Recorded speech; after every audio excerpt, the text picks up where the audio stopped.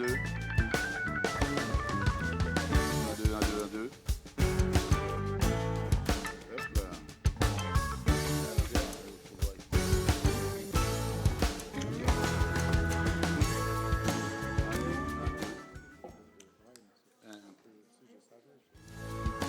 Bienvenue à toutes et tous.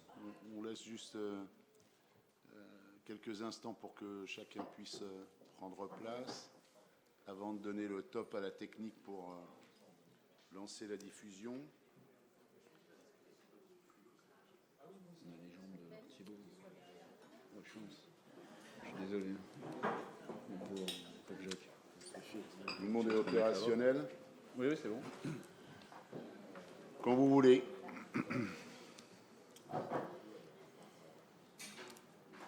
Mes chers collègues, bonsoir à tous, bonsoir à tous les Boisséens, toutes les Boisséennes qui veuillent bien nous prêter leur attention et qui nous regardent. Je procède, suivant l'usage, à l'appel avant de déclarer la séance ouverte. Madame Evelyne Nourry est représentée par moi-même, souffrante, elle est absente. Monsieur Fabrice Nicolas, Madame Muriel Ferry, Monsieur Michel Barthès, Madame Odile Bernardi, Monsieur Pierre Chavigné, Madame Jacqueline Pichon, Monsieur Thierry Vasse, Présent. Madame Touria Afiane, Madame Claire Gassman, Monsieur Stéphane Maugan, Monsieur Zouhir Agachoui, Madame Claire Chauchard est représentée par Monsieur Thierry Vasse. Il n'est pas recommandé de la fréquenter en ce moment, elle a le Covid. Éric Morgenthaler, Adama Sissoko, Monsieur Jacques Gengou, Monsieur Bakary Diabira est représenté par Madame Touria Afiane et Madame Amel Naïtamara par Madame Muriel Ferry, Monsieur Ludovic Normand, Madame Evelyne Beaumont, Monsieur Thaïlan Tuzlu, Madame Martine Clashbaum est représentée par Monsieur Ludovic Normand, Madame Irène Doé est à l'étranger et elle donne pouvoir, mais le cabinet voudra bien me dire à qui. À Fabrice Nicolas. Merci. Monsieur Guillaume Chevrier. Présent. Madame Laure Thibault. Monsieur Monsef Jean Doubi est excusé, représenté par Monsieur Christophe Fogel. Madame Claire de Souza. Monsieur Christophe Fogel. Monsieur Fabrice Ngaliema est absent. Madame Ingrid Citerne également. Monsieur Christian Larger et Madame Pascale Issel. Le quorum étant atteint, je déclare notre séance de travail ouverte. Et j'en appelle à quelqu'un qui veut bien se désigner pour être secrétaire de séance. Madame Touria Afiane se propose. Ainsi, il en est acté. Ce qui nous permet sans transition d'examiner l'approbation du procès-verbal de notre dernière séance du 22 mai 2024. Tout le monde a eu, bien sûr, sous format électronique, ce compte-rendu de 35 pages. Est-ce que vous avez des observations, des remarques ? 39 pages. Est-ce que vous avez des observations, des remarques ? 39 pages pour être précis. Pas de remarques, pas d'observations. Monsieur Fogel ? Ah, je vous donne la parole tout de suite. Pardon. Oui, merci. Désolé, j'étais absent la dernière fois, je vais m'abstenir. Néanmoins, dans votre exposé du maire, vous parlez d'une subvention de 1 250 000 € pour le réménagement de la RN19. Il ne tient pas compte, je suppose, de Boissy-Saint-Léger intramuros, uniquement de Boissy à la Francilienne. Merci de me confirmer. Alors effectivement, il s'agit d'une première tranche de subvention sur les études préalables au prolongement de la déviation de Boissy-Saint-Léger jusqu'à la Francilienne. Vous avez parfaitement compris. Cette précision étant donnée, est-ce qu'il y a d'autres observations, d'autres remarques ? Je vous propose de passer au vote. Est-ce qu'il y a des votes contre ? Des abstentions, Monsieur Fogel, bien sûr, puisque vous n'étiez pas là, mais également Madame de Souza, Madame Thibault et Monsieur Fogel. Votre position pour Monsieur Jean Doubi est la même ? 4 abstentions, merci. Le procès-verbal est donc approuvé. Vous avez ensuite la liste des décisions prises par le maire dans le cadre de la délégation que le conseil municipal a bien voulu me donner. Est-ce que certaines de ces décisions appellent des questions de votre part? Pas de questions. Vous me donnez, Monsieur Fogel. Je vous redonne la parole. Oui. Dans la numéro 72, vous parliez d'un ascenseur sur Jacques Prévert. Donc moi, je ne fais pas partie de la commission travaux, mais il ne me semble pas avoir vu passer ce genre de projet. Et ni au niveau du vote du budget, à moins que ça m'ait échappé. Est-ce que vous pourriez nous informer, s'il vous plaît? Oui, ça vous a échappé. Il y a fort longtemps qu'on a approuvé dans le cadre de l'ADAPT, la mise en accessibilité de l'ensemble des bâtiments communaux. Et c'est dans ce Prévert et dans le cadre de ce marché qui est déjà très ancien, puisque ça fait déjà 2 ans, c'est la 3e année, qu'on développe les travaux et qu'on achève cette année l'ensemble de la mise en accessibilité des sites de la commune. D'autres demandes de précision sur d'autres points? Vous me donnez acte de la communication de l'ensemble de ces décisions. Je vous en remercie. Vous avez ensuite la longue liste très détaillée des décisions prises par le Conseil de territoire de notre établissement public territorial Grand Paris Sud-Est Avenir pour une période comprise entre le 27 mars et le 12 juin. Suivant l'usage et la tradition, vous observerez un certain nombre de décisions portant renonciation à l'exercice du droit de préemption urbain sur des opérations immobilières à la commune sont à chaque fois des ventes de propriétés individuelles qui ne nécessitent pas de préemption. J'en apporte la précision, mais peut-être un autre point à apporter votre attention. Madame de Souza, nous vous écoutons. Non, pardon, votre voyant était allumé, donc, mais on vous entendra avec plaisir plus tard, j'espère. Toutes mes excuses. Pas d'autres demandes de précision. Donc pareil, vous me donnez acte de la communication de ces décisions. Ensuite, dans l'exposé du maire, je souhaite partager avec vous quelques informations.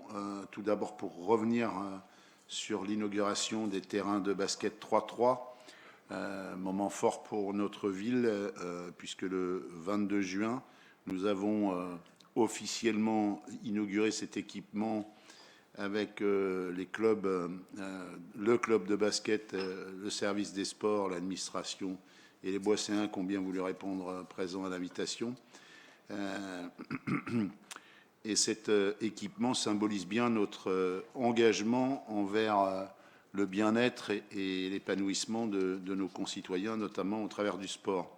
Ce terrain est le fruit d'un partenariat avec le Boissy Basket Club qui avait initié la demande.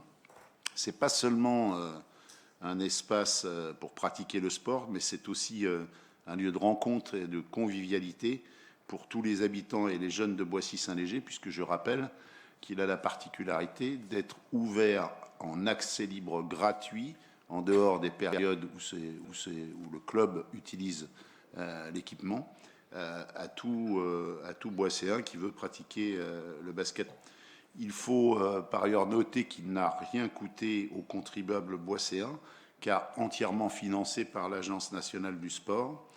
Nous avons maintenant au total 6 équipements sportifs de proximité répartis dans les différents quartiers de la ville qui rendent le sport accessible à tous. Et nous prévoyons cet été la rénovation complète du sol du gymnase Dunois, qui est prévue au budget, comme vous le savez tous, mais également les études pour la construction d'un 2e terrain synthétique de football à Marcel-Lavaux ont été menées à bien, conformément au vote du budget également, pour une réalisation l'an prochain. Nous sommes en pleine consultation du maître d'œuvre qui va être désigné pour continuer d'apporter des équipements et des réponses adaptées aux besoins de l'ensemble de nos clubs sportifs.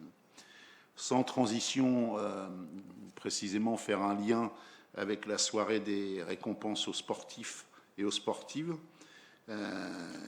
sur laquelle je souhaite revenir. Elle s'est tenue mardi soir. L'ensemble de notre conseil y était invité. Cette soirée a été l'occasion de célébrer les succès de nos sportifs et de reconnaître l'investissement de nos associations et de leurs bénévoles.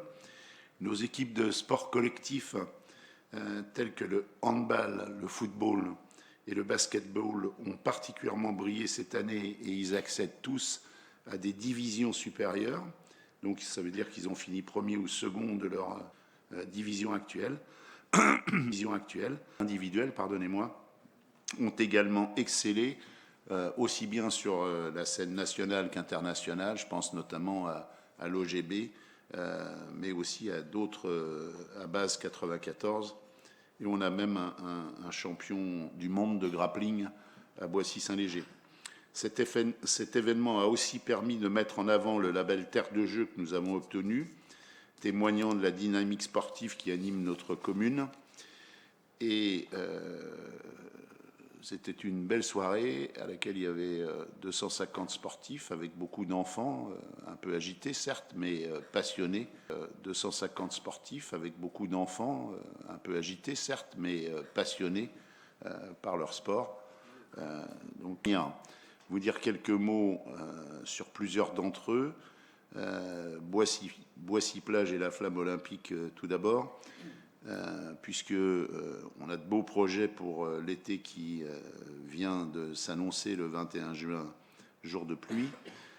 Boissy-Plage va revenir du 16 juillet au 4 août avec cette année des activités variées, une ambiance festive placée sous le signe des Jeux Olympiques, vous vous en doutez. Ce sera l'occasion de rassembler nos familles autour de l'esprit olympique avec des Olympiades, des structures gonflables, des jeux, des concours, de châteaux de sable et bien d'autres animations gratuites pour celles et ceux qui n'ont pas la chance de partir en vacances. Un autre moment fort de cet été sera grâce au département du Val-de-Marne qui a acheté les droits de passage de la Flamme Olympique dans un certain nombre de villes boisséennes et notamment au château de Grosbois le 21 juillet prochain. C'est un événement historique pour notre pays, les Jeux Olympiques, mais également du fait du passage de la flamme à Grosbois pour notre commune et une grande fête populaire que nous préparons avec soin avec Grosbois, mais aussi avec les villes de Villecresnes et de Marolles qui se sont associées pour organiser un tas d'activités gratuites aussi toute l'après-midi autour du passage de la flamme.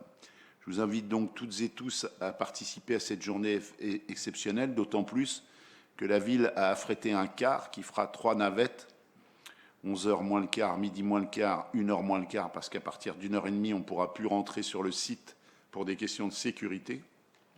Et bien sûr, ce car aura vocation à faire 3 retours le soir à 16h, 17h et 18h pour ramener les gens chez eux avec 2 points de ramassage au centre sportif Maurice Préau et devant la mairie, de façon à donner l'opportunité au plus grand nombre de participer à cette journée exceptionnelle où nous pourrons tous ensemble célébrer les valeurs de l'olympisme et notre engagement dans l'aventure des Jeux de Paris 2024. Et puis vous ne comprendriez pas, notamment nos auditeurs, mais aux futurs des Jeux de Paris 2024. Et puis vous ne comprendriez pas, notamment nos auditeurs, mais vous aussi, mes chers collègues, l'importance des élections législatives qui se profilent dimanche 30 juin et 7 juillet. Nous avons un rendez-vous crucial avec notre histoire et je vous encourage vivement, en tant qu'élu, en tant que citoyen, à faire entendre votre élections législatives qui se profilent dimanche 30 juin et 7 juillet. Nous avons un rendez-vous crucial avec notre histoire et je vous encourage vivement, en tant qu'élu, en tant que citoyen, à faire entendre votre voix, que chacun prenne ses dispositions pour voter ou faire voter en délivrant une procuration. Pour ça, nos services restent à votre disposition jusqu'au dernier moment. Et je dis bien le dernier moment parce que même samedi, il y aura des régularisation sans doute de procuration. Ils sont là pour vous apporter toute l'assistance nécessaire. Mais je tiens à dire solennellement ce soir que la participation de chacune et de chacun est essentielle pour l'avenir de notre commune et par voie incidente de notre pays, ou plutôt l'inverse, de notre pays et par voie incidente de notre commune. Voilà, je vous remercie de votre attention. Sans transition, je donne la parole à Madame Muriel Ferry, qui est la rapporteuse du point numéro 5 sur la création d'un lieu d'accueil parents-enfants. Je lui donne la parole. Merci, Monsieur le maire. Chers collègues, la ville de Boissy-Saint-Léger prévoit la création d'un lieu d'accueil parents-enfants, à la fois dans le cadre de la Convention territoriale globale de 2021-2025 et dans le cadre du projet éducatif de territoire 2023-2026. Les LAEP sont régis par la Charte nationale de soutien à la parentalité et par le référentiel national de la Caisse d'allocation familiale de 2015. Le centre social Michel Catonnet propose d'accueillir dans ses locaux le LAEP La Petite Bulle. La définition d'un lieu d'accueil. Le LAEP est un dispositif de soutien à la parentalité porté et cofinancé par la branche famille de la sécurité sociale et défini comme un espace convivial qui accueille de manière libre et sans inscription de jeunes enfants âgés de moins de 6 ans accompagnés de leurs parents ou d'un adulte référent. Cette structure adaptée à l'accueil de jeunes enfants constitue un espace de jeu libre pour les enfants et un lieu de parole pour les parents.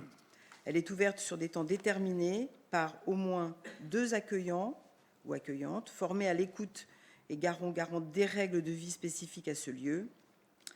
Il ne s'agit pas d'un mode de garde comme les multi-accueils, qui reçoivent uniquement des enfants et répondent à d'autres conditions de fonctionnement. C'est pourquoi les LAEP ne sont pas soumis au texte relatif aux structures d'accueil de jeunes enfants. L'accueil est gratuit, anonyme. La participation des adultes est basée sur une démarche volontaire. Le diagnostic s'est appuyé sur des statistiques INSEE de 2020 qui montrent une population majoritairement jeune à Boissy, 3 580 enfants de moins de 14 ans. Sur les 4 405 familles boisséennes, 2 127 sont en couple avec des enfants, 1 023 familles sont monoparentales et 1 255 sont en couple sans enfants. En 2022, 236 naissances ont eu lieu sur la commune et 1 341 enfants ont moins de 6 ans. Concernant les ressources, 54% des ménages fiscaux étaient imposables en 2020, sachant que le taux de pauvreté touche plus les moins de 30 ans et les Boisséens entre 30 et 49 ans. Selon les données de la CAF, à Boissy, 3 975 foyers sont allocataires, certains pour une partie de leurs ressources, d'autres pour la totalité. Toutes ces données ont permis d'établir un projet. Dans le cadre de son projet d'animation sociale, le centre social Michel Catonnet a instauré un travail régulier sur la parentalité avec les acteurs locaux, la PMI, les structures petite enfance, la direction éducation et loisirs, la jeunesse, l'espace des solidarités, le CCAS, l'éducation nationale et les associations locales. Parmi les familles fréquentant ces structures, certaines présentent des difficultés multiples, économiques, sociales, culturelles, de santé, de logement. Ces situations provoquent un certain isolement social et peuvent fragiliser les relations parents-enfants, notamment chez les jeunes couples et les familles monoparentales. Les familles sont en demande d'un espace qui les accueille avec leurs jeunes enfants. Les actrices sont à l'initiative du projet. Le fonctionnement et les perspectives de ce LAEP.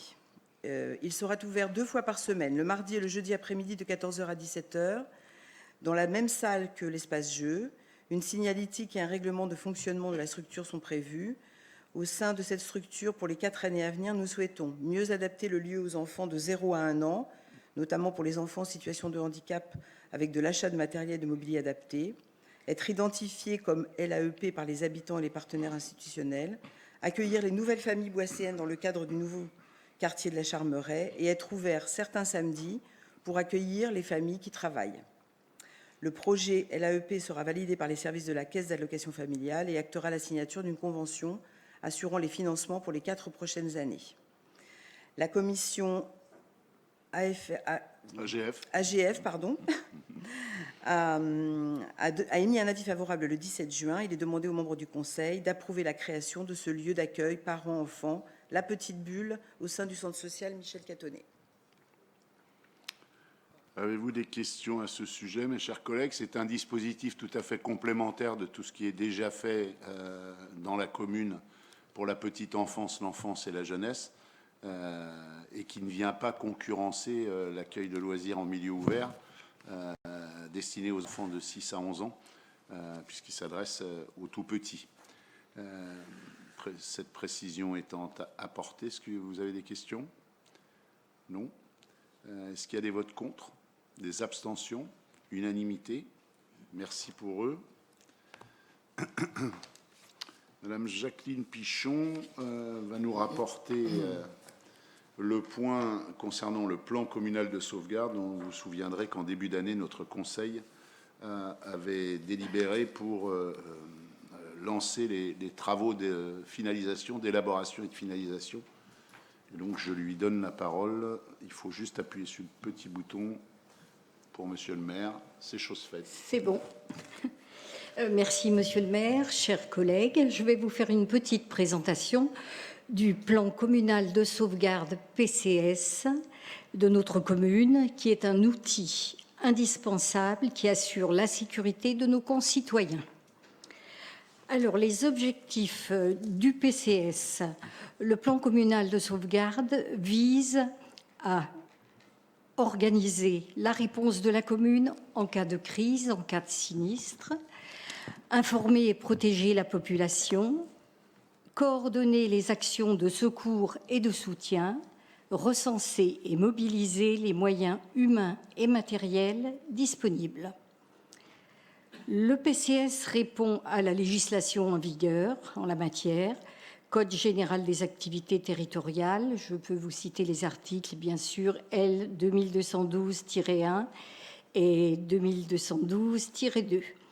Loi de modernisation de la sécurité civile du 13 août 2004 et le décret du 13 septembre 2005 précisant les obligations de contenu du PCS.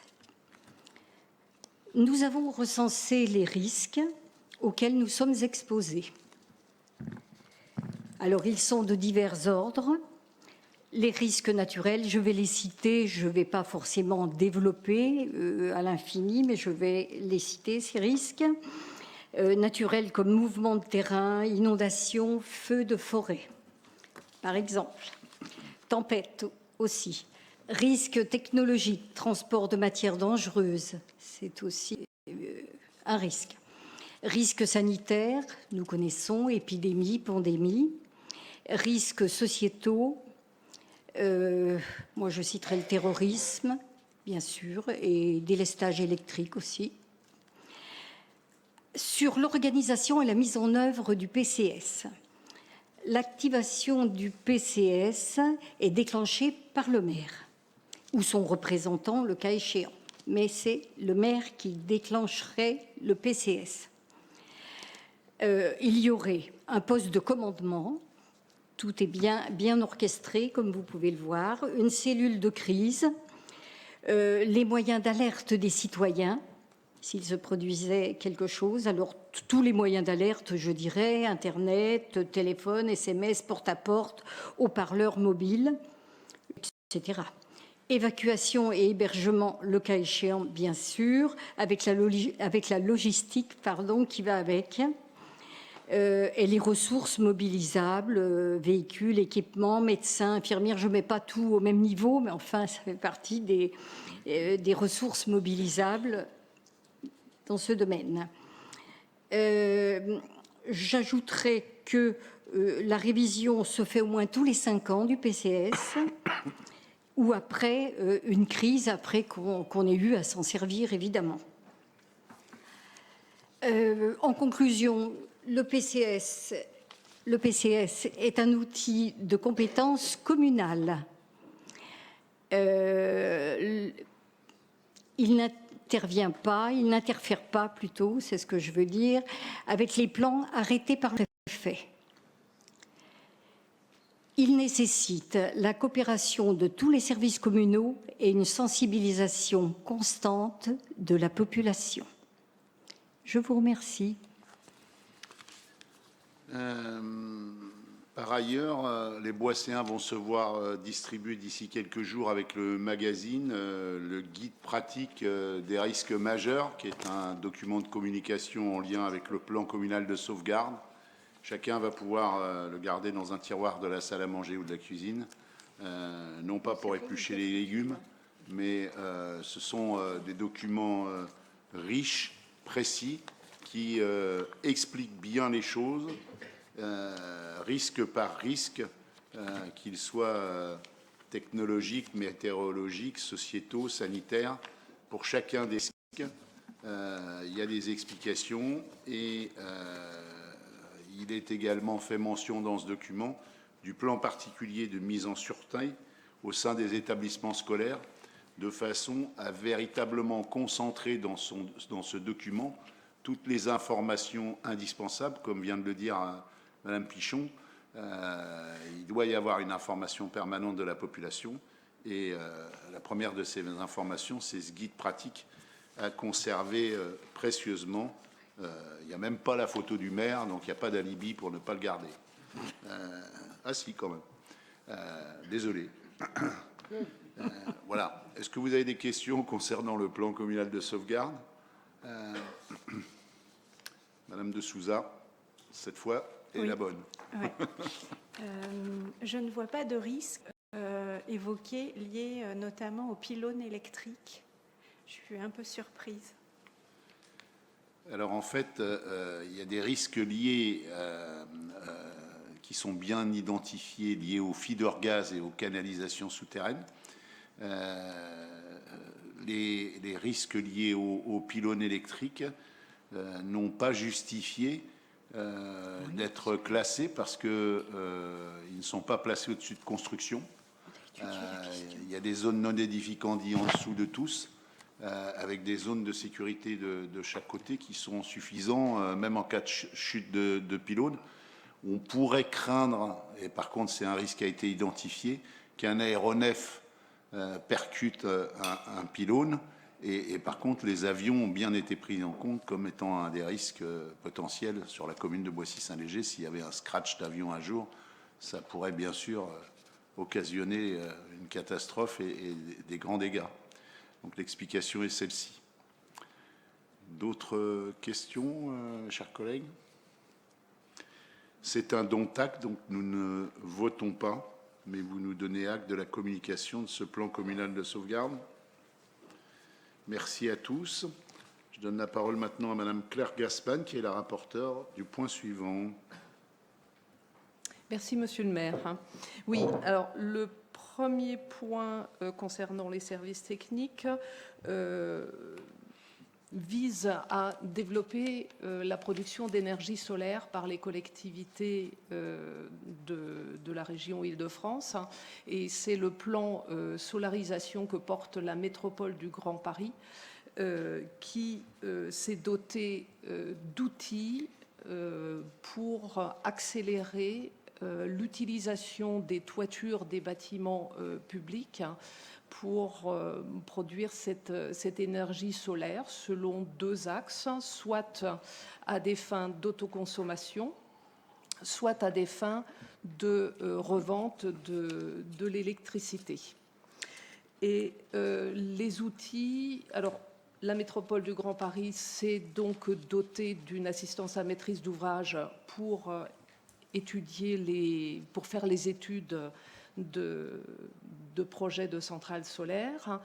Elle propose un kit d'autoconsommation pour celles des collectivités qui souhaiteraient, sur des bâtiments qui sont fortement énergivores, installer des centrales à destination d'autoconsommation. Et le troisième outil, c'est le lancement d'un appel à investissement privé, c'est-à-dire d'obtenir d'investisseurs privés la réalisation des centrales photovoltaïques sur des toitures qui sont mises à leur disposition. Donc la commune de Boissy a répondu à l'appel à projet en 2023 en proposant 6 sites avec des toitures conséquentes, 3 sites sportifs, Baudouin, Préau et Préau. Non, j'ai deux fois, et Lavaux, et 2 sites scolaires, le groupe scolaire Rostand et le groupe scolaire Vert. Donc, à ce stade, c'est le groupe scolaire de Rostand qui a été retenu pour intégrer l'appel à investisseurs privés. Et donc, si nous en sommes d'accord, et c'est l'objet de la convention qui est soumise à l'examen du conseil municipal, hein, c'est de valider l'intégration de ce site dans l'appel à projet, dans le groupement qui est constitué pour lancer l'appel à investisseurs privés et qui regroupe 50 bâtiments sur l'Île-de-France, 50 bâtiments de 27 collectivités différentes. L'appel à investisseurs privés, il a donc pour but de mettre à disposition la toiture du groupe scolaire Rostand, au cas particulier pour Boissy-Saint-Léger.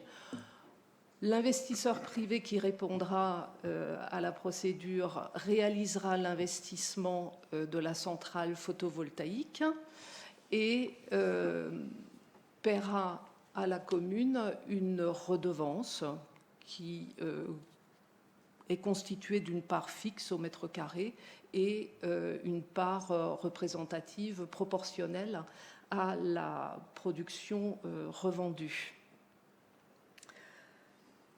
C'est la métropole qui a donc effectué les études en amont et elle prend également à charge les études et en grande partie les travaux nécessaires avant l'installation de la centrale photovoltaïque. Il est vraisemblable que les toitures qui sont anciennes nécessitent des travaux d'étanchéité ou de consolidation avant d'accueillir ce type de centrale.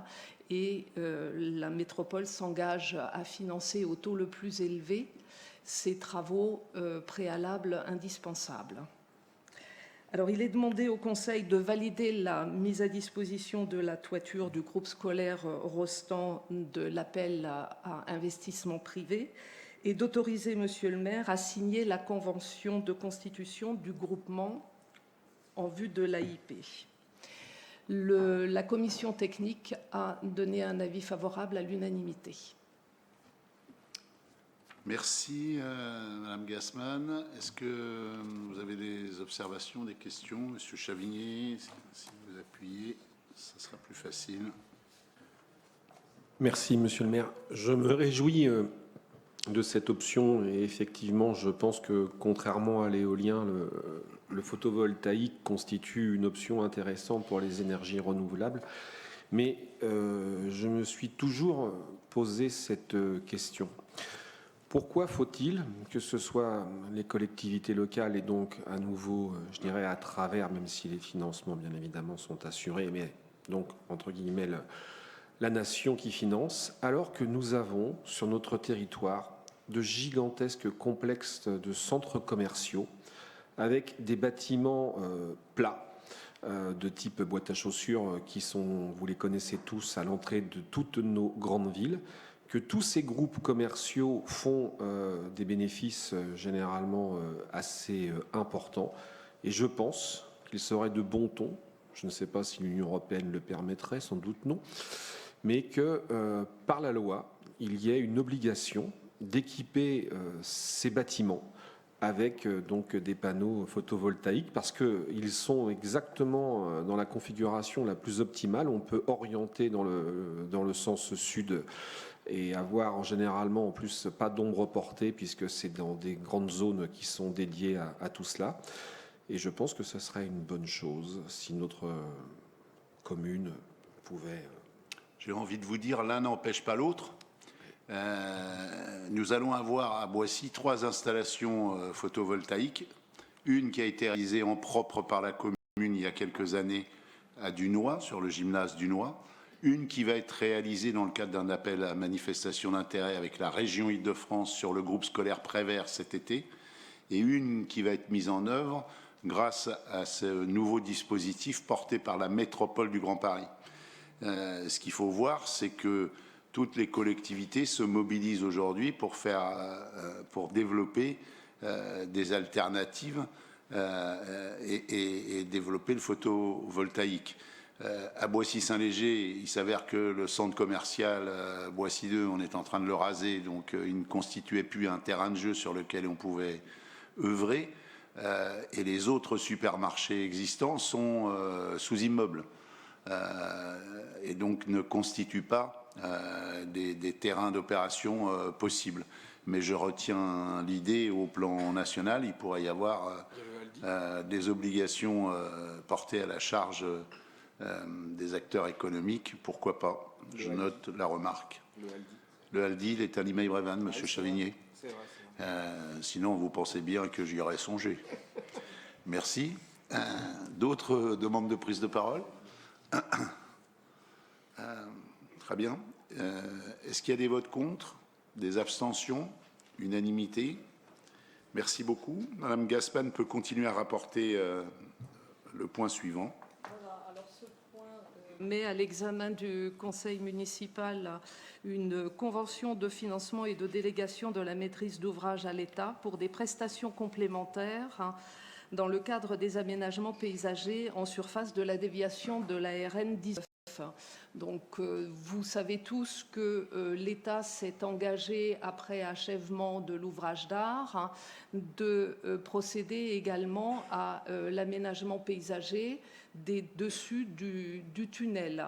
Et c'est dans ce cadre-là que, bien entendu, la ville a été associée à la définition des projets d'aménagement, que nous avons été en situation de demander un certain nombre d'aménagements particuliers destinés à la fois à sécuriser, mais voire aussi à garantir un certain nombre d'utilisations futures de ces aménagements. La convention que vous avez dans votre dossier rappelle les différentes zones sur lesquelles l'État va intervenir pour effectuer ces aménagements. Les demandes complémentaires ou supplémentaires faites par la ville et dont le prix va être mis à charge du budget de la ville concernent exclusivement l'aménagement des alentours, enfin de ce qui se trouve autour de la ferme, qui comporte une partie de réaménagement de parking, mais aussi des zones d'agrément, de jeux pour les enfants et ce qu'on peut appeler une plaine festive qui pourra accueillir des événements dans le futur.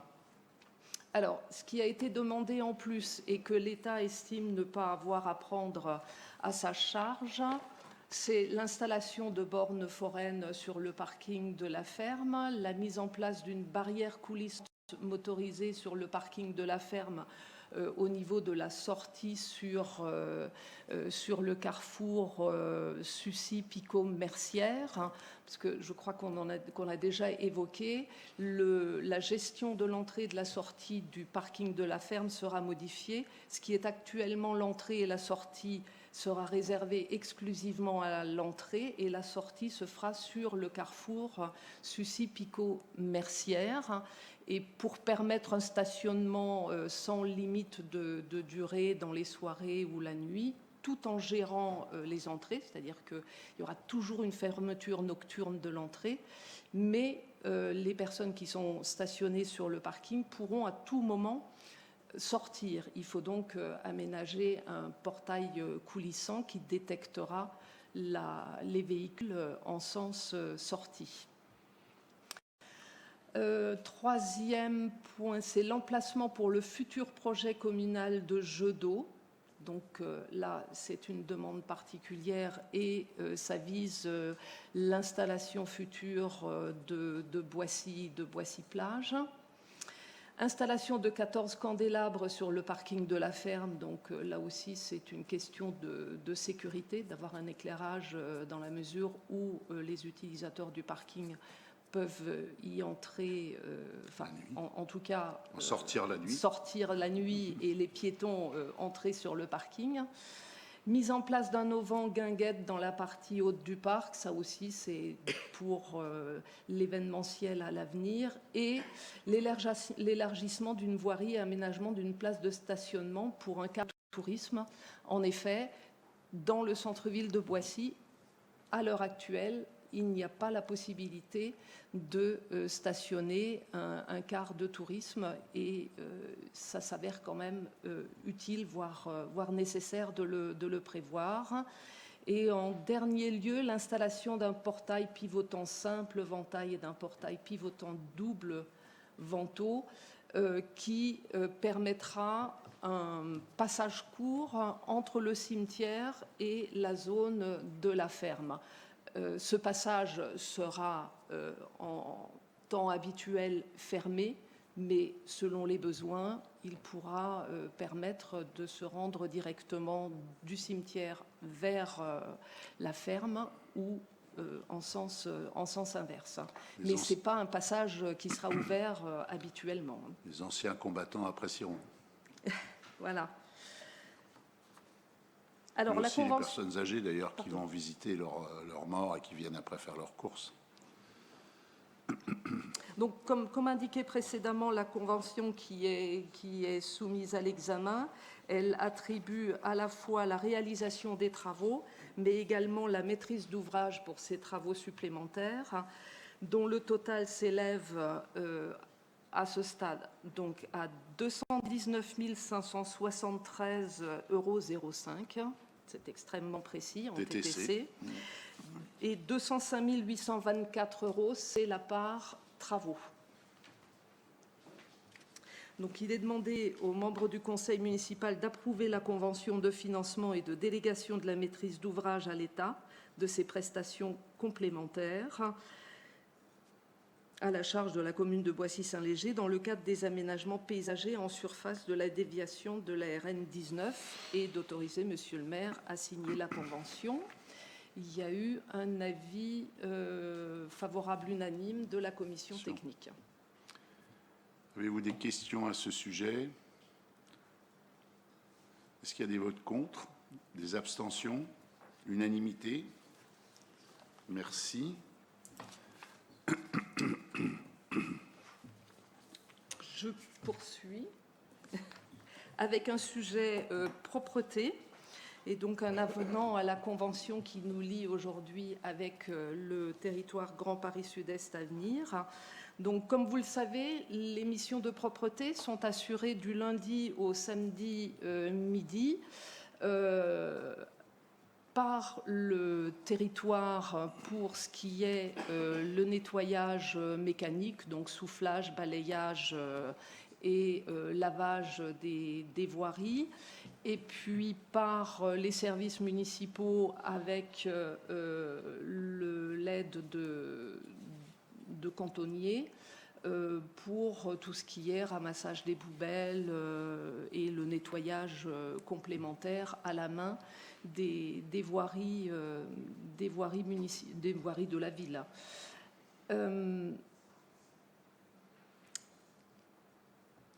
Le constat qui est fait, c'est que sur deux zones particulièrement actives pendant le week-end, le boulevard de la Gare et les abords de la Gare, ainsi que la rue de Paris, qui comporte des commerces qui sont ouverts le samedi, voire le dimanche matin, qui comporte également de la restauration. Dès samedi soir, énormément de détritus, d'ordures, les bacs à poubelles les gens ne respectent débordent, rien. ce qui amène parfois aussi à un peu de vandalisme sur la place de la Gare en particulier, et on trouve le dimanche matin des déchets qui sont éparpillés sur tout le parking.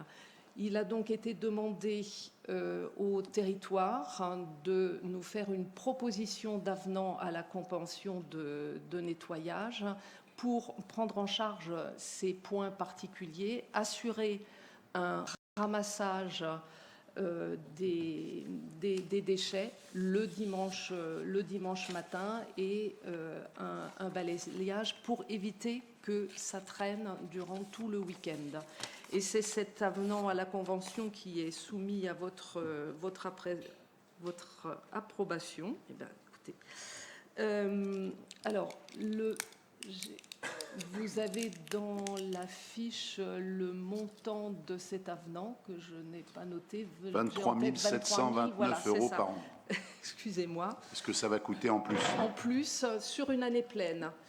Cette prestation, si nous la validons ce soir, ce que j'espère, sera mise en place à compter du 1er septembre prochain. Et donc, là aussi, il y a eu avis unanime de la commission technique. Pour approuver l'avenant à la Convention voilà. qui préexistait, puisque le territoire effectuait déjà un certain nombre de missions en lien avec la propreté urbaine, comme vous le savez tous. Avez-vous des questions? Est-ce qu'il y a des votes contre? Des abstentions? Unanimité? Merci, Madame Gassman. Et c'est Monsieur Maugan qui ensuite rapporte le point sur les frais de scolarité. Madame de Souza, vous vouliez la parole? Question, vous me demandez. Oui, je suis désolée, c'était sur le point précédent, ça ne remet pas en question le vote. Non, non, non, non.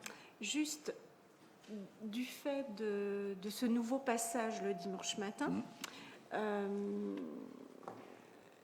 ça va peut-être avoir un effet, pas pervers, mais les habitants vont prendre l'habitude que tous les dimanches matins, du coup, un service de ramassage passe, et donc je pense qu'ils vont tous maintenant sortir leur poubelle aussi le samedi soir, alors que ce n'était pas le cas jusqu'à présent pour les particuliers. Je ne parle pas des commerces, parce qu'en fait, ce que l'on a essentiellement, c'était soit des dépôts sauvages ou des commerces. Mais je crains que les particuliers prennent aussi cette fâcheuse habitude. Quoi faire?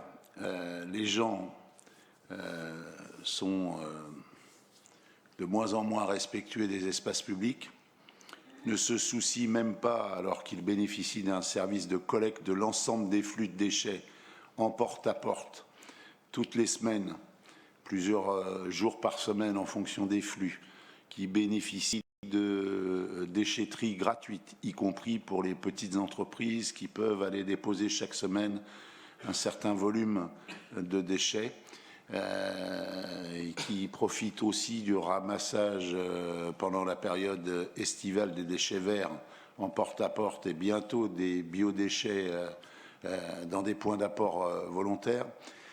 Malgré cela, il y a des gens qui font tout et n'importe quoi et qui jettent leurs détritus et qui se débarrassent de leurs objets encombrants à n'importe quel moment, alors qu'on sur un simple rendez-vous, le territoire vient chercher en bas de chez vous les encombrants. Donc, pour pallier au fait que ça finit par nuire à la qualité de vie des habitants du boulevard de la Gare et la rue de Paris, on met ça en place, mais je vous promets, ça va s'accompagner aussi de verbalisation. Parce que c'est pas tolérable et il ne faut pas que ça entraîne une confusion. Les copropriétés qui sortent parce qu'ils ne sont pas capables de transmettre à leur entreprise les bons créneaux sur lesquels il faut qu'ils viennent sortir les conteneurs, une fois qu'ils vont avoir pris quelques contraventions pour maintien sur le domaine public de conteneurs à des temps et des moments où ça n'est pas autorisé, une fois qu'ils vont avoir payé quelques contraventions, je pense que ça va les calmer. Et en tout cas, on ne peut pas punir les gens de ce quartier de l'indélicatesse des autres sans réagir.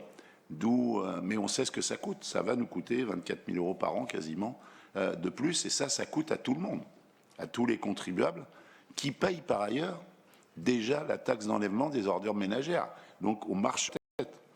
Donc si les gens pouvaient comprendre, et on va essayer de les y aider, si c'est la verbalisation qui peut les convaincre, on va essayer d'accompagner ça d'un processus de verbalisation. Voilà ce que je peux vous dire. Donc on a noté que ça ne remettait pas en cause ni le vote, ni l'intervention de M. Maugan, à qui je vais pouvoir donner la parole maintenant, si je le trouve. On vous écoute, Stéphane. Oui, merci. Voilà, donc le point 10 est pas très loin du point 11. Voilà. Donc, comme chaque année, ce point consiste donc à proposer de voter le montant des frais de scolarité pour l'année 2023-2024. Et donc c'est le point 11, le montant de la contribution communale à l'école des Sacré-Cœur pour la même période. Donc chaque année, Boissy reçoit des demandes de dérogation d'autres communes pour ces écoles publiques de premier degré. Alors elles peuvent être accordées lorsqu'elles sont justifiées par des critères énoncés par l'article L212-8 du Code de l'éducation et ils sont rappelés dans la note. Il s'agit d'obligations professionnelles des parents, de regroupement de fratries ou pour des raisons médicales. Et par ailleurs, les requêtes de dérogation d'élèves qui sont scolarisés en unité localisée pour l'inclusion scolaire ULIS, il y en a 2 sur le groupe scolaire Rostand, elles sont systématiquement acceptées. Donc la commune de résidence peut contribuer aux frais de scolarité de la ville d'accueil selon un montant, il faut donc préciser, et donc c'est l'objet de la délibération. Pour l'année 2023-2024, ces frais sont établis à 1 894,22 € pour un enfant élève en maternelle et 877,01 pour un enfant élève en élémentaire. Par ailleurs, et il s'agit plutôt du point 11, là, conformément à la convention signée entre la ville et les représentants de l'établissement des Sacré-Cœur, la commune verse une contribution pour les élèves qui sont scolarisés dans cet établissement et qui résident à Boissy. Le montant de cette dotation est calculé à partir des frais de scolarité mentionnés précédemment. Elle s'élève pour l'année 2023-2024 à 1 586,26 € pour un enfant en maternelle et 698,82 € en élémentaire. Donc la Commission des Affaires Générales, Finances, Ressources Humaines, Développement économique, Intercommunalité a émis un avis favorable le 17 juin 2024. Vous avez compris qu'il n'y a pas de braderie, mais une note et 2 délibérations, une pour fixer les frais de scolarité entre communes et une pour fixer les frais de scolarité l'école privée des Sacré-Cœur, qui ne rend pas éligible 100% des dépenses, ce qui explique le différentiel de coûts entre les 2 montants dont vient de vous parler Stéphane Maugan. Avez-vous des questions à ce sujet? Pas de questions. Donc, première délibération, est-ce qu'il y a des votes contre? Des abstentions? Unanimité pour l'école des Sacré-Cœur? Est-ce qu'il y a des votes contre? Des abstentions? Unanimité? Merci, mesdames et messieurs. Et c'est Odile Bernardi qui rapporte le point suivant. Merci, Monsieur le maire. Donc, ce point vise à mettre à jour le règlement de mise à disposition des salles municipales et à créer une nouvelle ligne de tarification concernant les dégradations. Le prêt et les locations des salles municipales sont gérés par le service de l'action culturelle qui établit pour toute occupation une convention reprenant les conditions de mise à disposition. À ce jour, un règlement datant de 2010 est remis avec la convention pour les salles du centre aéré et pour la salle des fêtes.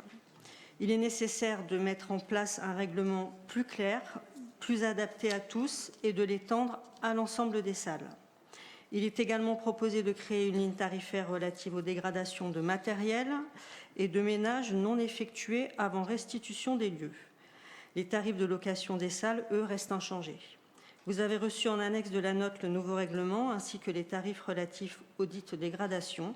La Commission des Affaires Générales, Finances, Ressources Humaines, Développement économique, Intercommunalité a émis un avis favorable le 17 juin 2024 et il vous est demandé d'approuver la mise à jour du règlement de mise à disposition des salles municipales ainsi que la création d'une tarification dite de dégradation. Merci. Est-ce qu'il y a des demandes de prise de parole sur ce sujet? Non. Est-ce qu'il y a des votes contre? Des abstentions? Unanimité? Merci, Madame Bernardi. C'est Madame Afiane qui ensuite nous présente le point 12. Vous avez... 12. Il y avait un 10 et un 10 bis. Oui, c'est ça, effectivement. Donc le point 12.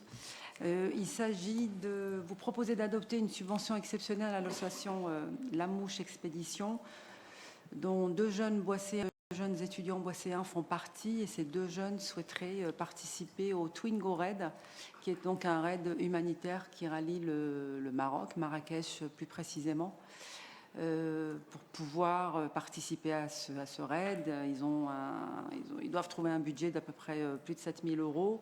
Ils ont sollicité la ville pour expliquer à la mairie ce projet et demander un soutien financier de 1 000 €. Et ils souhaiteraient aussi pouvoir déposer à la vue de tout le monde au parking de la ferme leur Twingo une fois qu'elle sera achetée et préparée afin de pouvoir aussi récolter des fonds. Ce sont des étudiants qui travaillent un petit peu pour déjà faire leurs études, donc effectivement le budget de plus de 7 000 € est assez important. Ce budget inclut les frais d'inscription qui sont un petit peu onéreux. Et l'achat de la Twingo. Ce raid humanitaire et humanitaire, solidaire, le but c'est de pouvoir aussi, c'est pas le but, c'est les participants doivent aider les Restos du Cœur et doivent aussi pouvoir fournir des kits scolaires aux enfants des écoles, des toutes petites villes qui vont traverser le Maroc jusqu'à Marrakech. Il faut savoir qu'aujourd'hui, ces jeunes ont sollicité l'ensemble des commerçants de Boissy, que les commerçants, tout comme la ville, ont répondu de manière assez favorable et assez enthousiasmante à ces jeunes. Aujourd'hui, beaucoup de commerçants de la ville ont fait des promesses, bon c'est des promesses pour l'instant, de dons d'argent, d'autres des kits scolaires, des t-shirts floqués, et on a 2 villes du territoire qui se proposent de préparer la Twingo et de la réparer et de la préparer parce qu'ils ont du matériel très spécifique évidemment à avoir dans leur Twingo. Ils vont un petit peu faire un raid avec ce véhicule. Donc voilà, donc ce projet récolte l'enthousiasme des élus de ce conseil municipal, je l'imagine, et aussi les commerçants de notre ville et des villes du territoire. Donc c'est assez réjouissant de voir des jeunes qui ont très envie d'aider aujourd'hui les autres. Et je crois qu'aujourd'hui, ça fait chaud au cœur de savoir qu'il y a 2 jeunes boisséens étudiants issus du Bois-Clary qui ont envie d'aider les autres à travers les Restos du Cœur et à travers un pays comme le Maroc. Je suis très très contente de vous proposer ce point. Il a été demandé à la Commission des Affaires Générales de se prononcer. Elle a évidemment émis un avis favorable et il vous est demandé ce soir de vous prononcer sur cette demande de subvention exceptionnelle. Dans l'hypothèse où vous accepteriez cette demande, nous avons sollicité 2 contreparties. Bien sûr que le logo de la ville de Boissy-Saint-Léger figure sur la voiture au titre de l'affichage, mais également qui fassent un petit reportage de leur raid et qui puissent le présenter dans les structures jeunesse de la ville, de façon à faire partager leur expérience à l'occasion d'une soirée ou d'une autre à définir entre eux et nous. La soirée de la réussite, notamment, on leur a proposé, ils sont acceptés. Et tous les commerçants qui voudront évidemment mettre leur logo sur le véhicule, c'est le deal, évidemment, bien sûr. Est-ce qu'il y a des demandes de prise de parole? Monsieur Larger, Madame Thibault ensuite. Merci, Monsieur le maire. Donc, je suis confus de ne pas souscrire à l'enthousiasme général sur un point particulier. J'ai bien compris que c'est un projet qui est manifestement vertueux, généreux, et ça m'ennuie d'autant plus de faire cette intervention. Mais quand même, on a voté tout à l'heure un point pour permettre la solarisation d'un certain nombre de bâtiments publics. Là, c'était Rostand ce soir, mais il y en a d'autres qui ont été faits, on en fera d'autres dans le futur. L'idée générale de tout ça, c'est de décarboner notre économie et notre vie en général.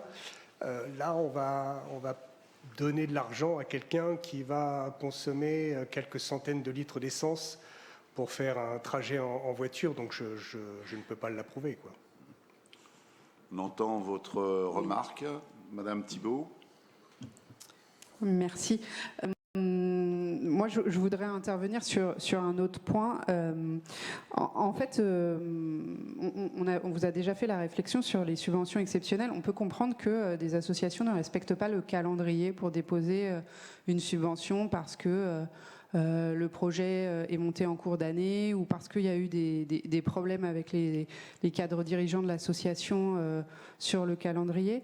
Là, notre petit problème, c'est que c'est une association qui a moins d'1 an d'existence et donc qui ne respecte pas le règlement d'attribution des subventions qu'on a tous voté ensemble dans cette Assemblée en octobre 2021.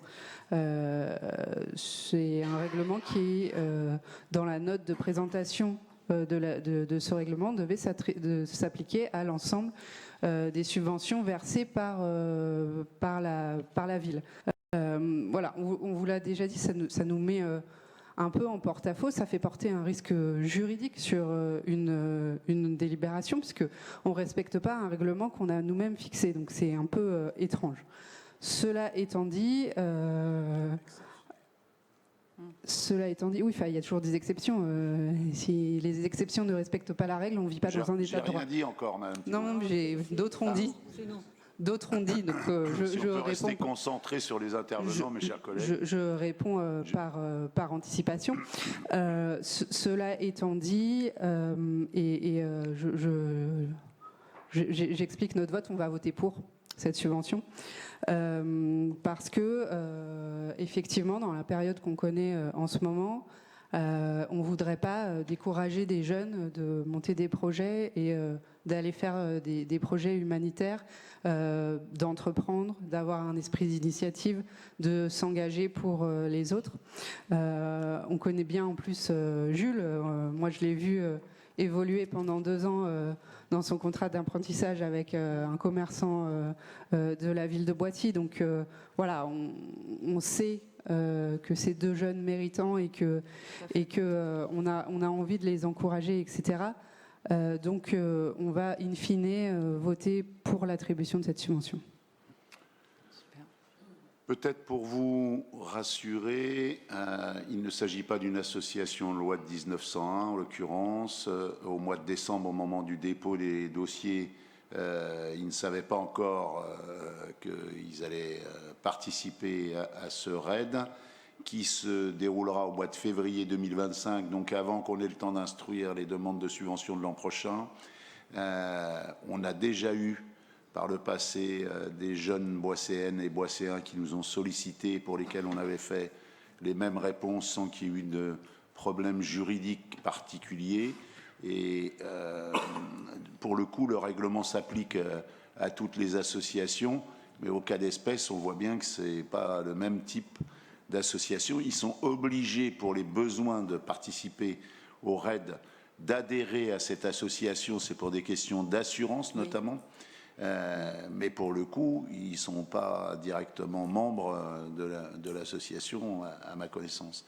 Donc c'est en fait eux qu'on subventionne et le projet qu'on subventionne et pas une association. Donc pas de problème juridique si vous en décidez ainsi d'attribuer 1 000 € et de leur permettre de venir sur le marché et présenter leur véhicule à la population boisséenne qui pourrait être intéressée. Est-ce qu'il y a d'autres demandes de prise de parole, mes chers collègues? S'il n'y en a pas, je vous propose de passer au vote. Est-ce qu'il y a des votes contre? Monsieur Larger, est-ce qu'il y a des abstentions? Madame Issel. Et donc, la délibération est approuvée à la majorité. Merci beaucoup. Le point suivant revient à monsieur l'adjoint chargé des finances, Fabrice Nicolas, à qui je donne la parole. Merci beaucoup. Monsieur le maire, chers collègues, alors nous avons déjà évoqué plusieurs fois au sein de cette assemblée les efforts mis en place par la municipalité afin de maintenir une offre médicale suffisante et variée pour l'ensemble des Boisséens. Et c'est dans cette logique que la ville a procédé à l'acquisition du cabinet médical situé au 4 bis rue de Paris, après le départ à la retraite des précédents médecins, avec comme objectif de pouvoir proposer ce lieu à de nouveaux praticiens. Tout cela, c'est en cohérence et en complémentarité de la future maison médicale, vous savez, qui va bientôt arriver. Et il convient aujourd'hui, donc, une fois qu'on a fait tout ça, il faut aller jusqu'au bout, il convient aujourd'hui de fixer le montant du loyer du cabinet médical et il est proposé un montant de 750 € par mois hors charge. Il est demandé aux membres du conseil municipal d'approuver donc ce montant de la redevance mensuelle du cabinet médical. Et je précise juste que il y a eu un avis favorable de la commission AGF du 17 juin dernier. Avez-vous des questions à ce sujet? Madame Issel. Merci, Monsieur le maire. En fait, la question n'est pas en relation tout à fait avec le prix du loyer, mais je pense qu'elle pourrait intéresser nos concitoyens. Est-ce qu'on sait à quel moment ces médecins prendront effectivement leurs fonctions? Alors, de notre côté, nous avons souhaité réhabiliter et rénover complètement les locaux. Et les travaux sont en train de s'achever, sont même achevés. Nous avons même pris rendez-vous pour signer le bail locatif avec les médecins qui vont s'installer. Il s'avère que les nouveaux médecins qui s'installent dans le cabinet médical ont souhaité aller un peu plus loin dans les travaux et ils veulent remplacer l'ensemble des sols pour carreler complètement l'appartement. Ce qui a nécessité une demande à la copropriété et un petit peu de temps. Mais d'ici la fin de l'été, mois de septembre ou plus tard, le cabinet sera ouvert avec 3 médecins dedans. Donc c'est à peu près la temporalité. On avait espéré qu'ils ouvrent avant l'été, considérant qu'on avait fait les travaux indispensables nécessaires. Mais ils ont souhaité aller un peu plus loin. D'autant plus qu'ils ont la perspective, comme ça avait été dit au moment de l'acquisition par la ville, de racheter à la ville d'ici la fin de l'année le cabinet médical. Donc pour le coup, on ne peut pas leur interdire de faire des travaux d'embellissement pérennes qui leur permettent de se projeter dans le temps, puisqu'on leur revendra le cabinet médical avant la fin de l'année. Voilà l'explication du délai légèrement décalé de leur présence effective. Voilà. D'autres demandes de prise de parole? Je propose de passer au vote. Est-ce qu'il y a des votes contre? Des abstentions? Unanimité? Il est légitime à percevoir un petit loyer. Madame Ferry, vous rapportez le point suivant, je crois. Hop. Oui, monsieur le maire. Vous avez la parole. Le point suivant concerne un avenant, numéro 1, à la convention relative à la mise à disposition d'un logement communal avec l'UDAF du Val-de-Marne. Depuis février 2023, la ville met à disposition de l'UDAF un logement communal situé aux 2 rue Jacques Prévert dans le but de permettre aux parents séparés d'exercer leur droit de visite et d'hébergement. Cet appartement droit de visite entre pleinement dans la départementale des services aux familles du Val-de-Marne.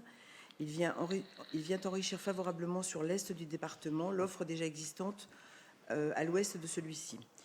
Ce dispositif est un vrai soutien aux parents pour favoriser ce lien avec leurs enfants. Ces séjours en famille, le temps d'un week-end ou durant des vacances scolaires, renforcent la relation parent-enfant, souvent fragile lorsque tous deux sont séparés au quotidien. L'UDAF du Val-de-Marne nous a récemment fait savoir que les subventions allouées par la Caisse d'allocation familiale et la modeste contribution des locataires, 1 à 2 euros par jour, ne suffisent pas à équilibrer le budget de fonctionnement, de sorte que l'UDAF du Val-de-Marne contribue sur ses fonds propres au maintien de ce dispositif. L'UDAF 94 sollicite ainsi la commune pour obtenir une baisse du loyer mensuel qui leur permettrait de faire face aux charges locatives. Actuellement, ce loyer est de 879 euros par mois hors charge. Pour faciliter et pérenniser cette action en faveur des familles, consistant à offrir un lieu de vie accueillant pour le bien des familles, il est proposé d'abaisser ce loyer à 750 euros par mois hors charge à compter du 1er juillet 2024. La commission AGF du 17 juin a émis un avis favorable. Il est demandé aux membres du conseil municipal d'autoriser le maire à signer cet avenant numéro 1. C'est aussi une mesure de justice et les 750 euros correspondent exactement au même montant que les médecins pour une raison simple, c'est que les 2 appartements font la même surface à 1 mètre carré près. Et donc on s'est dit qu'il n'y avait pas de raison de moins bien traiter l'union départementale des associations familiales que les médecins si utiles aux besoins de la population. Est-ce que vous avez des questions à ce sujet? Est-ce qu'il y a des votes contre? Des abstentions? Unanimité? Merci. Ensuite, M. Nicolas nous rapporte l'usage que nous avons fait de la DSU et du SDRIF en 2023. Exactement.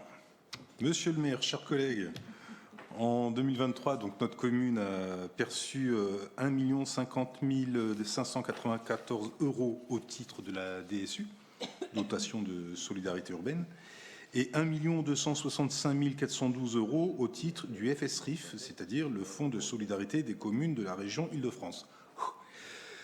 Et en fait, quand on a reçu ça, ces montants, on est obligé de présenter en assemblée comment on a utilisé ces fonds. Et on y va. Donc nous sommes tenus de présenter en conseil municipal un rapport précisant justement l'utilisation de ces dotations qui sont destinées à favoriser principalement le développement social, l'amélioration des conditions de vie et la prise en compte des besoins de la population, des besoins sociaux surtout de la population. Il y a ainsi 7 chapitres qui sont référencés et dans lesquels on inscrit ce partage de la subvention. Le premier, donc, c'est le lien social, la solidarité et l'accès aux services publics. Nous affichons pour 394 197 € les financements sur ce chapitre-là. Cela correspond particulièrement aux différentes animations de quartier, à la mise en œuvre d'ateliers socio-linguistiques, à la prévention santé, à la mise en place de sorties familiales, enfin le lien social d'une manière générale. Deuxième chapitre, l'accompagnement des associations locales pour 166 550 €. C'est les subventions aux associations locales. Je n'ai pas grand-chose à développer là-dessus, vous l'avez bien compris. Ensuite, nous avons les sports pour 83 500 €. C'est un peu le même débat, c'est subventions aux associations sportives et aussi un petit peu d'investissement, on va dire, sur tout ce qui est du domaine sportif, notamment dans les gymnases, le matériel, etc. Voilà. Ensuite, nous avons comme chapitre l'épanouissement éducatif de l'enfant, que nous avons fléché pour 741 608 €. Sur ce montant-là, une bonne partie, puisqu'on en est à 347 677 €, sont fléchés au titre de la restauration scolaire dans les établissements scolaires situés en REP, en ZEP. Et nous avons aussi, au-delà de tout ça, différentes activités de formation proposées par le service jeunesse, ainsi que les missions prises en charge. Je pense notamment au conseil municipal des jeunes. Donc tout ça, ça rentre dans cette enveloppe. Nous avons encore, en chapitre la culture. Donc, Odile, je te regarde, je ne vais pas énoncer, mais la culture, tout ce qu'on peut mettre en place pour favoriser l'accès à la culture d'une manière générale, qu'on a fléché pour 175 483 €.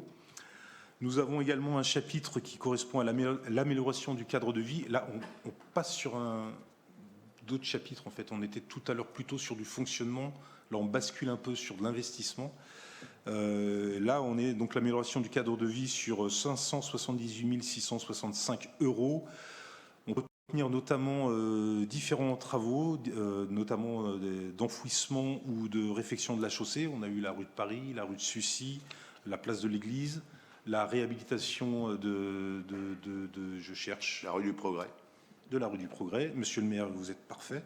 Donc voilà, tout ça est rentré dedans. Alors ce n'est pas le total des montants investis, et je le précise bien, je l'avais dit déjà en commission, autant tout à l'heure quand je parlais des subventions des assos, etc., on peut mettre la totalité de ce qu'on a versé.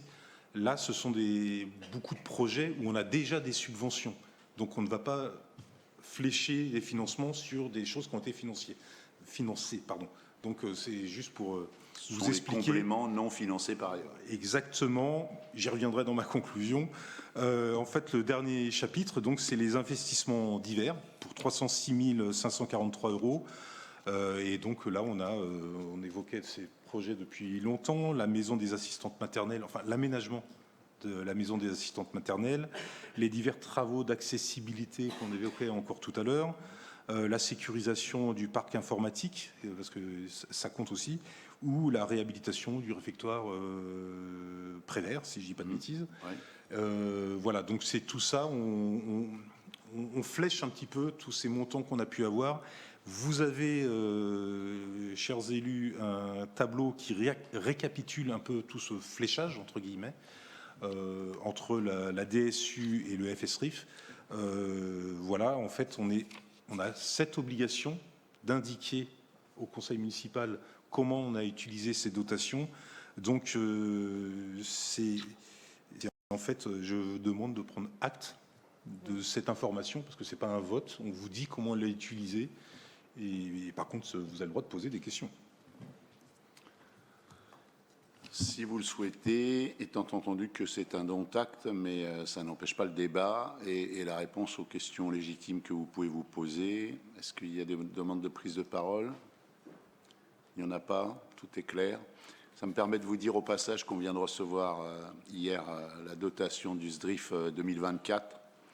On avait touché 1 265 412 € l'année dernière et nous sommes attributaires d'1 270 000 € cette année, donc 4 500 € de plus, 4 600 € de plus.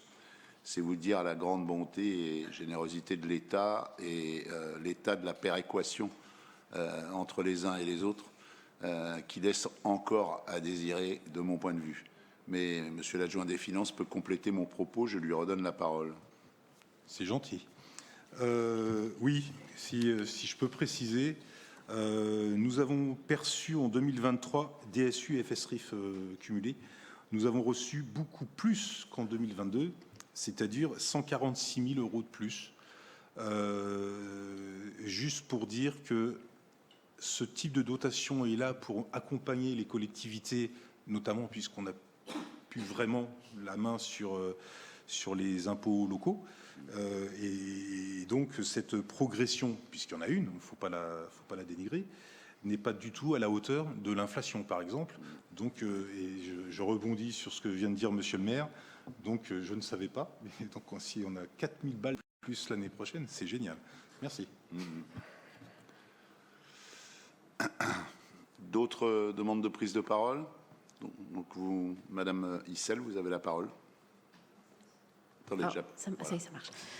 Merci, Monsieur le maire. Est-ce que, enfin, j'imagine qu'on sait comment sont attribuées ces subventions? Est-ce qu'elles sont en fonction? Est-ce que, par exemple, la région demande à ce que on explique à quoi on a utilisé l'argent? Enfin, comment ça fonctionne, ces dotations? Il y a une grande commission à l'intérieur de laquelle siègent des élus de la région. Et alors, c'est des formules de calcul très complexes et alambiquées. Si vous n'avez pas fait maths sup et maths spé, il y a assez peu de chances que vous compreniez ce qui se passe. Et puis, on reçoit une notification avec un arrêté. Et c'est l'arrêté qui vient d'arriver avec la notification 2024. Alors, pour ce qui nous concerne, ça vient d'être dit par l'adjoint chargé des Finances, on a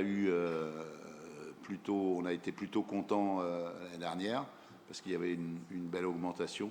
Mais comme vous le constatez, c'est pas tous les ans la fête et c'est loin de l'inflation, comme ça vient d'être dit, la revalorisation. Et bon, voilà, c'est comme ça. Et en tout cas, au moins, on est éligible aux deux, ce qui n'est pas le cas de tout le monde par ailleurs. Donc on peut quand même se féliciter et remercier la région et l'État pour ces dotations. Voilà ce que je peux dire. J'imagine que tout le monde est d'accord, même vote que tout à l'heure, il n'y a pas d'abstention, pas de vote contre. C'est un dont-acte. Dont-acte, c'est vrai. Je me projetais déjà dans le point suivant présenté par monsieur Jacques Gengou. Merci, monsieur le maire. Chers collègues, donc c'est le point numéro 16, adoption de la convention de services partagés territorial de fabrication et de livraison des repas au bénéfice de la commune de Boissy-Saint-Léger.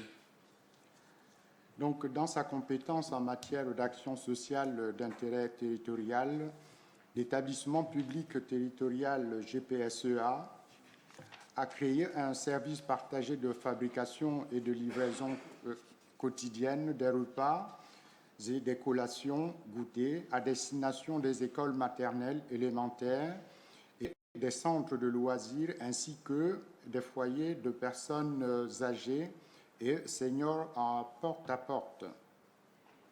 Donc, la ville de Boissy-Saint-Léger a fait le choix d'adhérer à ce service partagé qui peut être utilisée par d'autres communes dès lors qu'elles en manifestent l'intérêt, sous réserve que l'outil de production le permette. C'est dans ce cadre que la commune de Boissy-Saint-Léger et Bonneuil-sur-Marne ont manifesté leur souhait d'intégrer le dit service partagé à destination des établissements scolaires et périscolaires ainsi que des personnes âgées à compter du 1er septembre 2024, tout en sollicitant la dissolution du syndicat intercommunal de restauration municipale, le CIRM.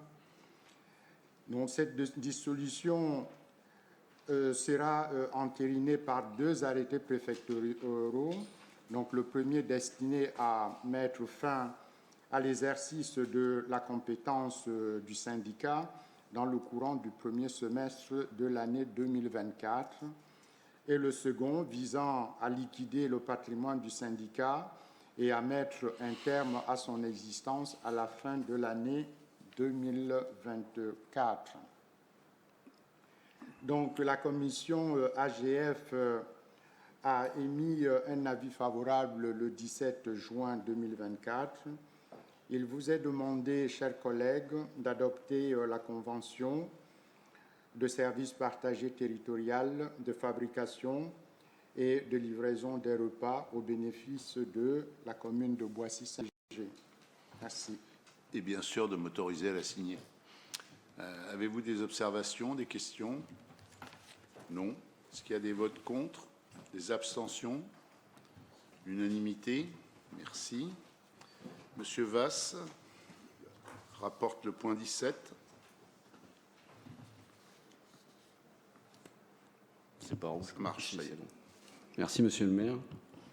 Donc, une consultation a été lancée pour un accord cadre ayant pour objet la réalisation d'élagages, de taillage, d'abattage, de dessouchage d'arbres sur l'ensemble du territoire de la commune de Boissy-Saint-Léger. L'accord cadre est passé sans minimum et avec un maximum de 150 000 € hors taxes par an pour la partie commune et 50 000 € pour la partie ASGE. L'accord cadre est passé pour une durée de 12 mois à compter de sa date de notification. Il sera reconduit tacitement sans que sa durée totale ne dépasse 48 mois. La commission d'appel d'offres, qui s'est réunie le 12 juin 2024, a attribué l'accord cadre de prestations d'entretien et de travaux sur le patrimoine arboré de la commune à l'opérateur économique ATRA, qui présente l'offre économiquement la plus avantageuse.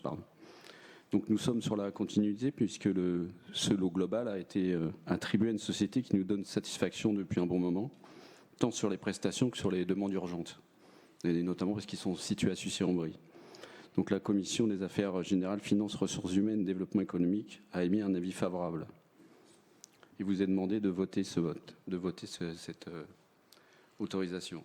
D'autoriser le maire à signer l'accord cadre, en fait, pour l'entretien de ce patrimoine arboré, avec une entreprise du territoire dont on se réjouit toujours. Monsieur Fogel, vous avez la parole. Merci. Même discours que lors de la commission où on disait que l'intérêt effectivement de l'entreprise était la réactivité par rapport à sa situation géographique et par rapport à son offre économique, et que eu égard à notre position à la commission d'appel d'offres, nous allons nous abstenir. Très bien. Donc nous prenons acte de l'abstention, de 4 abstentions, je comprends.